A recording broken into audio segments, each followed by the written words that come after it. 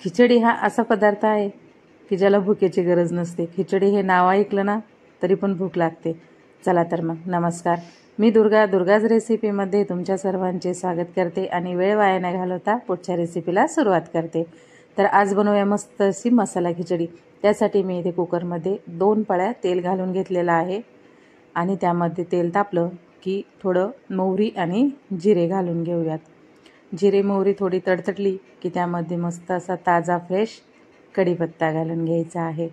कढीपत्ता आपल्याला थोडा शिल्लकच घालायचा आहे नेहमीपेक्षा, कारण त्याचा जो स्वाद असतो तो खूप छान लागतो.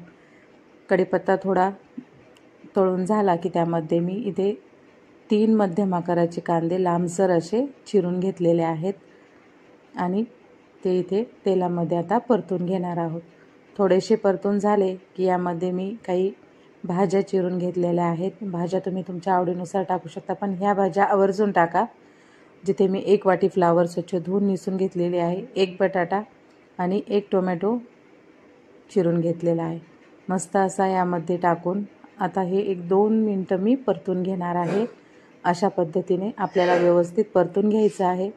आता यामध्ये मी 1 चमचा लाल मिरची पावडर, अर्धा चमचा हळद, 1 चमचा गरम मसाला, 1 चमचा सांबार मसाला आणि 1 चमचा मी इथे पावभाजी मसाला वापरलेला आहे. या सांबार मसाला आणि पावभाजी मसाल्याने भाजीला सुगंध तर छान येतोच, पण टेस्ट पण खूप छान लागते. आता हे 1 ते 2 मिनटं परतून घ्यायचं आहे.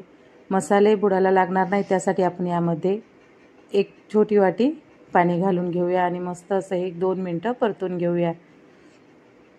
थोडंसं परतून झालं की यामध्ये मी 1 चमचा घरचं तूप घातलेलं आहे आणि थोडी कोथिंबीर घालून आता हे परतून घेणार आहोत.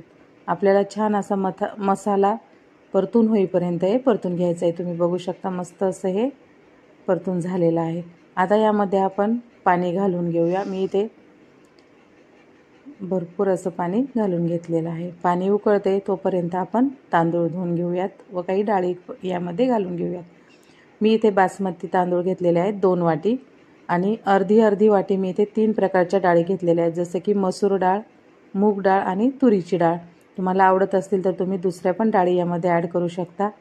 आणि आता यामध्ये भरपूर पाणी घालून हे व्यवस्थित असं हाताने रगडून आपल्याला धुवून घ्यायचं आहे, जेणेकरून डाळीला किंवा तांदूळाला पॉलिश करताना काही पावडर वगैरे वापरलेली असेल ती निघून जाईल.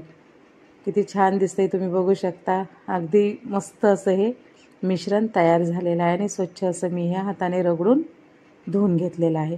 आता यामधलं जे पाणी आहे हे आपण काढून घेऊयात आणि तोपर्यंत पाणी पण आपलं उकळलेलं आहे. आता सर्व धुतलेले तांदूळ व डाळी यामध्ये घालून घ्यायचे आहेत. याचसोबत मी इथे थोडी कसुरी मेथी घालून घेतलेली आहे. तिने टेस्ट खूप छान येते आणि चवीपुरते इथे मीठ घालून घेणार आहोत आणि हे व्यवस्थित असं मिश्रण आपल्याला मिक्स करून घ्यायचं आहे. पण यात मी शेंगदाणे घातलेले आहेत. शेंगदाणे भाजून त्याची साल काढून मी कापा करून घेतलेले आहेत आणि त्या यामध्ये मी घालून घेणार आहे. आता हे मिश्रण व्यवस्थित आपण ज्या भाज्या, डाळी, तांदूळ, शेंगदाणे सर्व मिक्स करून आता कुकरचं झाकण लावून घेऊयात. शिट्टी व्यवस्थित लावून घ्या आणि याला आता मस्त अशा 2 शिट्ट्या करून आपण 3री शिट्टी न होऊ देता गॅस बंद करून थोडा वेळ वाफ तशीच ठेवूयात. तोपर्यंत तडक्याची तयारी करूयात. मी इथे तडक्यासाठी 8 ते 9 काजू आणि 8 ते 9 बदाम घेतलेले आहेत.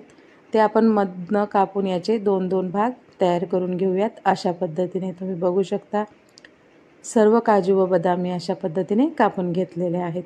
त्याचबरोबर इथे मी 7 ते 8 लसणाच्या पाकळ्या लांबसर अशा उभ्या चिरून घेतलेल्या आहेत व थोडी कोथिंबीर पण बारीक चिरून घेतलेली आहे.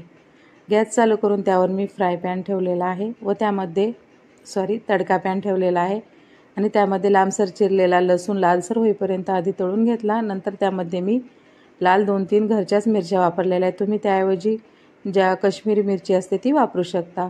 नंतर त्यामध्ये काजू व बदामचे काप घालून कमी गॅसवर व्यवस्थित असं हे परतून घ्यायचं आहे आणि गॅस बंद करायचा आहे.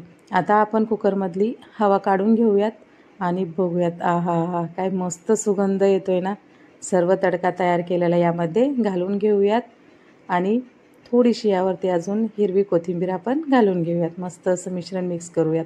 तुम्ही जर माझ्या चॅनलवर नवीन असाल तर माझ्या चॅनलला लाईक करा, शेअर करा आणि अशाच नवीन नवीन व्हिडिओ बघण्यासाठी माझ्या चॅनलला सबस्क्राईब मात्र नक्की करा. तर मस्त असा मसाले भात आपला तयार आहे. भरपूर भाज्या आणि मसाले घातलेला, गरम गरम त्यावर मस्त कोथिंबीर, कांदा, लोणचं मिरचीचं आणि पापड. तुम्हाला माझी रेसिपी कशी वाटली कमेंट करून नक्की सांगा. चला तर मग भेटूया पुढच्या रेसिपीमध्ये.